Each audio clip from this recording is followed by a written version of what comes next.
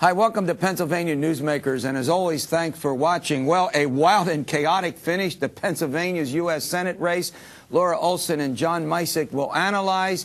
And then, how is Pennsylvania implementing the national health care law?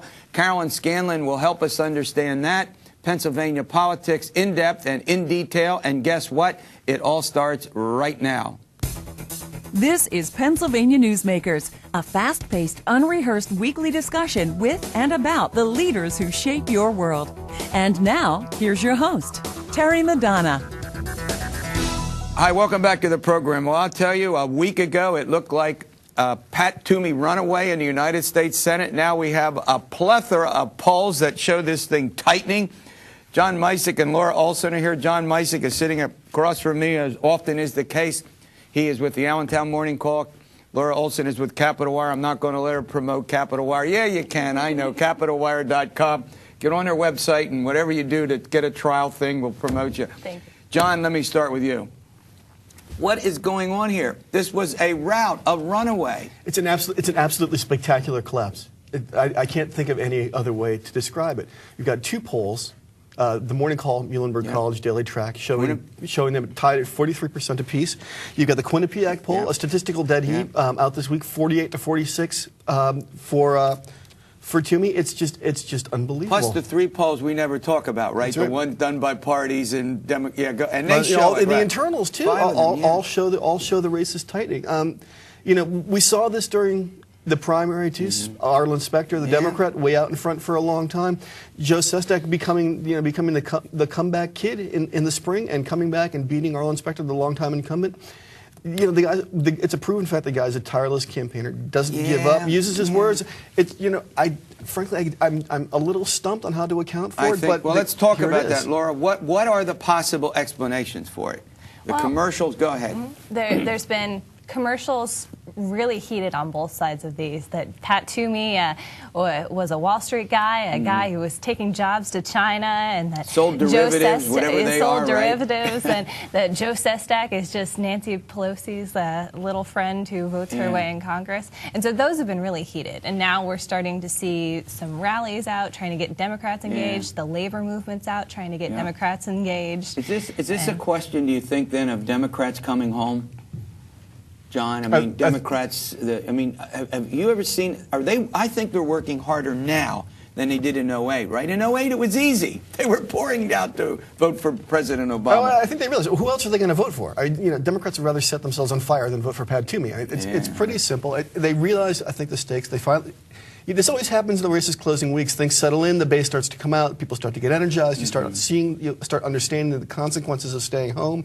You've had major national figures in, you've had President Clinton, you've had President Obama, Vice President Biden, all coming in, all telling Democrats that you can't afford to stay home. Yeah. And it looks like that message is penetrated. I mean, Laura, you were on to something. In the debate, as we're taping this, we had one debate, there's still one to go, but these are like two caricatures of each other. There's this extreme liberal and the extreme conservative. At least that's how each other. Go ahead, present. Absolutely. The debate in Philadelphia, that was how they set each other up. It was an hour of, he is too extreme because of this.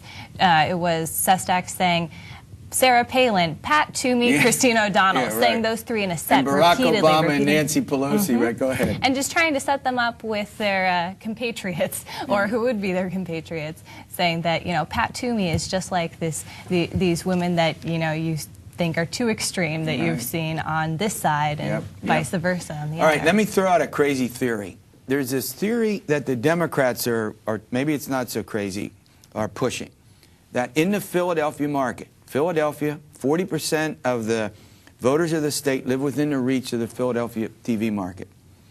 That the commercials that Delaware Republican U.S. Senate candidate Christine O'Donnell is running on Philadelphia TV is, according to Democrats, scaring independent-minded voters in the Philadelphia suburbs, and they're coming home, or they're looking at this and now voting Democrat. Have you heard that? This is the first I'm hearing it. It's not completely insane. I mean, if you're sitting in Bucks County and you turn on TV and you see a pretty brunette telling you I'm not a witch, and that's her opening argument, who knows? It might freak you out a little bit about Republicans in general. That race is garnered. Go ahead. Well, and it might just be getting people's attention. Our Senate race, while there have been ads going back and forth, had been a little bit quiet throughout the summer, and so some people just might not have been paying attention. Now all of a sudden, wait, is she running in our state? Oh, she's running in Delaware. Yeah. Wait, who's running in our state? I should probably check that out. Yeah. But I mean, I must tell you, all of us have been following politics in this state for a long time. I mean, if it's real, and it's not arguable now that there's dramatic movement. I think we both agree. Right. I've never, and normally candidates will inch up in stages, but this wasn't a stage inch up. This looks like a collapse. And you know that Sestak did come back from, 20 points within less than a month in the primary, but a different kind of voter, John. These are not all Democrats. They were Democrats who came home. This involves a lot of other voters, independents and Republicans. Stunning reversal. I mean, you're seeing this across the country as well. I mean, there's in Alaska, the guy Joe Miller, it looks like the Democrat is creeping up there. He's had his own problems. Some of these more extreme Republican candidates. You look at the generic ballot now. Do you prefer a generic Republican over a generic Democrat? Those numbers have tightened considerably. All these early predictions of Republican walk-off early on in this cycle are now turning out not to be the case. All right. Following this break, we're going to continue this discussion of, what did I call it? A wild and chaotic finish. Do you disagree with that? No. It is sort of wild. It's gotten chaotic. We'll see how that all plays out on this program next, and in the election a couple days from now. This broadcast of Pennsylvania Newsmakers is presented by the Pennsylvania Chamber of Business and Industry, the statewide voice of business, and by the Pennsylvania Cyber Charter School, bringing educational innovation and freedom to the children of Pennsylvania. This broadcast of Pennsylvania Newsmakers is presented by PAConstructionJobs.com. For more information about rewarding careers in the highway construction industry, visit PAConstructionJobs.com. And by the Pennsylvania Manufacturers Association. Business in Pennsylvania is our business. Hi, we're back with Laura Olson and John Micek, both journalists. They've been covering a lot of these elections. I want to get to the governor's race just to catch us up on that, but I do, is this so, we've been talking about a collapse, is it also a rise? I mean, it's obvious, Laura, that the Democrats are more energized. Republicans are calling the Democrats extreme. Democrats are calling the Republicans extreme. You got these extreme sort of caricatures of each other with no middle. Is it more that maybe the Democrats are waking up? Have you caught any sense of that? That's definitely how it's been portrayed, that the Democratic voters have had less to be excited about so far this race, and so they're the ones that maybe have been staying at home as opposed to getting involved and getting excited about something. Though on the flip side, there is also the Tea Party movement on the Republican side, and whether Pat Toomey actually fits into what they're really looking for. He is very fiscally conservative, but hasn't been as outspoken on maybe some of their other issues. So is your point, and this is a good point, it's not been made before, that perhaps the Tea Party activists are not as active on his behalf. It could be a little bit of both. As they would be in Delaware, because he's not a populist agitator type, railing He's a little more to completely overthrow the system. He's more a mainstream fiscal conservative. I mean, he has a fundamentally conservative message. You can't call him I don't think you can call him a sort of a mainstream moderate Republican. He has a fundamentally conservative message, but the's not a lot of the whole tear Washington down to He's not the an floorboards. Angry young man. He's not angry. He comes across as very sane, as very rational, and that's really sort of not that white hot anger of the Tea Party. That's good. It's harder to get excited go about ahead. that. Yeah, so in other words, when I listen to him, I must tell you, when I listen to all four of them, it's almost like I'm in a classroom listening to a lecture. You know what I mean? They're very almost professorial at times, the way all four of them. They're not Ed Rendell. You know, they're not flamboyant. You almost know what they're going to say with Governor Rendell. You guys have been covering him for right. John, you go to a press conference with Governor Ed. What? You just cross your fingers and see what happens. I mean, you're right. I mean, with Toomey, you've got your very starchy kind of John Kenneth Galbraith, the econ professor. Yeah. Sestak, you've got your kind of like hippie, history prof, and it's. I like that. I'm gonna have to borrow that. That's really good. That's excellent. I like that. You heard it right here first on this. Great. I know. Well, hang in here. I've branded him. No, you did. You did great. All right, Laura. A couple minutes left. The governor's race is getting closer. It's not as close. I'm telling you, I think the voters are having a lot of trouble discerning the differences between these two. Oh, sure. And Dan Honorato had to come out during the debates and say, I'm not Ed Rendell and I'm not Tom Corbett. He had to actually, come out and say that specifically. And there are some very clear similarities to the way that he would govern in terms of compared to Ed Rendell. Sure. But there are some very stark differences when you look at education, when you look at their views on health care. You're talking about some of those issues between Tom Corbett and between Dan Honorato.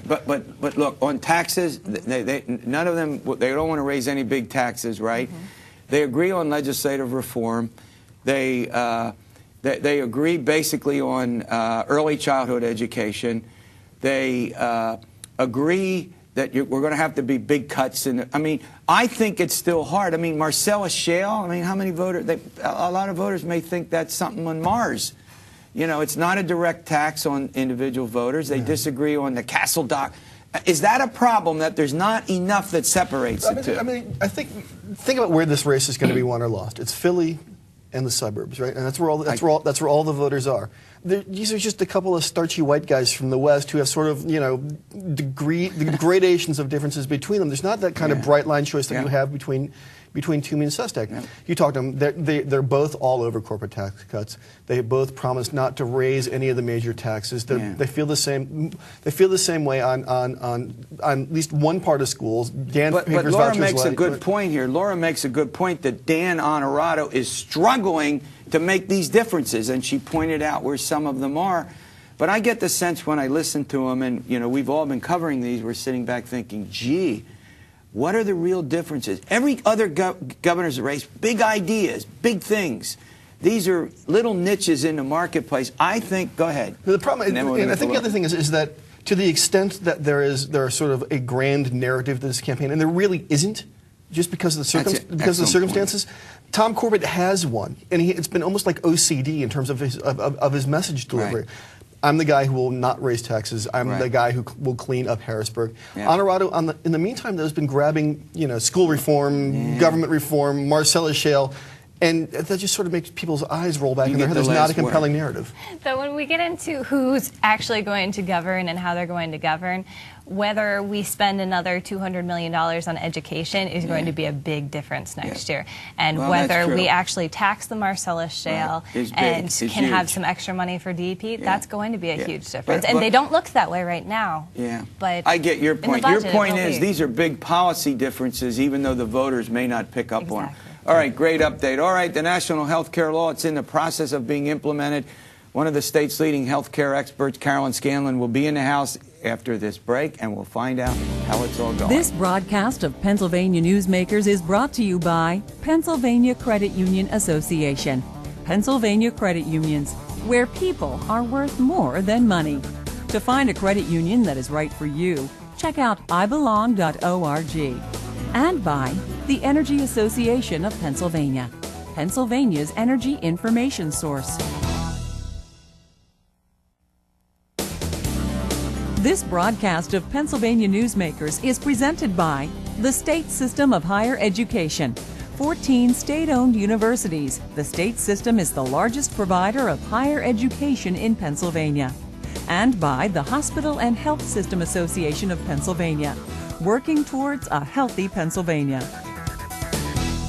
Hi, welcome back to the program. Carolyn Scanlon, she's the president and CEO of the Hospital and Health System Association, one of our frequent guests, one of the state's leading experts on health care.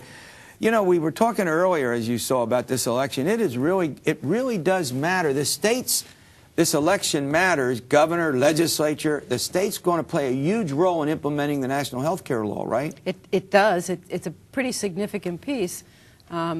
a lot of what was in the Affordable Care Act now needs to be implemented in the state. And so the governor's race determines who oversees the Commonwealth's budget, how they recommend how the state spends money.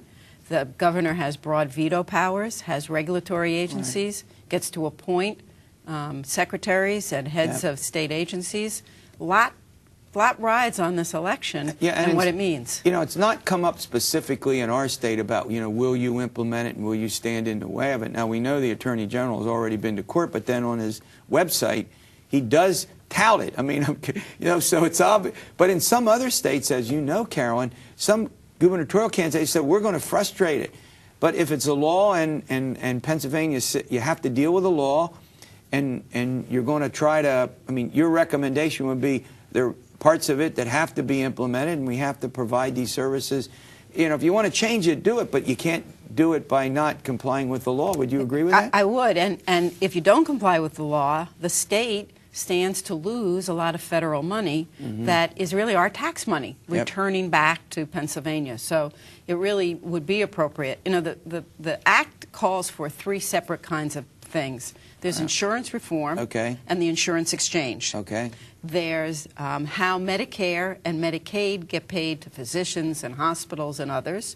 And then there's delivery system reform, how we deliver care. I like this approach. Let's talk a little bit about them in detail. Let's start with the Medicaid, because we've talked about that before. Huge 20% of the state's budget now. Talk about how important that is. Well, it is the health insurance program for 2 million Pennsylvanians now. Wow. And over the last 2 years, which have been our recession years, the number of Pennsylvanians who receive care through Medicaid increased by 8.6%. Huge bump up, in part related to becoming unemployed, losing health insurance from your employer, and moving to Medicaid. It is solely to pay for health care. Is this mostly kids and older people? It's kids, older people, but there's a cohort of people in between. But it's pretty important, because if 2 million people are on Medicaid, that's care being provided by hospitals and doctors and others that need to get paid for the care that they deliver. For the elderly, as you point out, it's nursing home care, home care, and so it's pretty significant. And it's, as you point out, a very big part of the state budget. And as you also pointed out in the prior segments, if we have 2 gubernatorial candidates talking about no tax increases, reducing state expenditures, that's a place that they're going to look at. All right, let's and for physician health care and, you know, for cost and how they're going to pay hospitals and pay physicians, that's also a huge component, because it's going to have to do with whether hospitals can survive and what they can do, and whether doctors will come and stay here because of what they get paid in their relationship with insurance and with you folks, right? And to tie it back to the federal reform bill, more people will be eligible for Medicaid in 2014. That's when the requirement that more people have insurance. Some of those people will be on Medicaid. And so the requirements will lead us to make sure that we have hospitals in place, enough physicians, enough other, like advanced practice nurses, to be able to take care of people. We're going to run to break, and that shortage thing we've talked about with you and Jim Redmond from your staff and others on a number, and lots of other healthcare folks. All right, this is an important subject, the implementation of the national healthcare law. It's hugely important to both the citizens of our state and also to hospitals and doctors and other healthcare providers. We'll continue with this discussion following these words. This broadcast of Pennsylvania Newsmakers is presented by Highmark Blue Shield, changing the way health plans work for business, with a variety of plan options for employers and more choices for employees. Information is available at highmark.com. Have a greater hand in your company's health. And by the Pennsylvania Healthcare Association, the future of long-term care. Hi, welcome back with Carolyn Scanlon. We're talking about the implementation of the healthcare law. All right. Before we, talk about the insurance reform aspect of this, I think everybody would admit, and if you want to change it, fine. That's a debate someone else can have. But it's the law, and we got to, and as you accurately put it, we got to get it right. We got to get it right because it's important to the state, and it's important to people who get insurance now through insurance through their employers. It's important to people who need it because they can't afford insurance and get it through Medicaid. Right. And the insurance component, which is the requirement that people buy insurance or get insurance by 2014, the year 2014, is important because that's where people can get subsidized insurance if they can't afford it. Right. So all of this is to make insurance more affordable, health care more affordable. And so the next couple of years, the new governor and the legislature need to enact a whole series of legislation around how we're going to create something called an insurance exchange for people to purchase this insurance. I hear that a lot. Now, just in 30 seconds, give us what will this insurance exchange do? The health care reform bill requires certain kinds of insurance policies, certain things that it covers. Okay. Then within the state, they have to provide a forum, probably electronically, where people can go and look at the 3 different levels of insurance and decide which one they want to buy. Okay. That requires legislation to set those parameters up, to give the insurance commissioner the powers to do that, and then to run that exchange and program.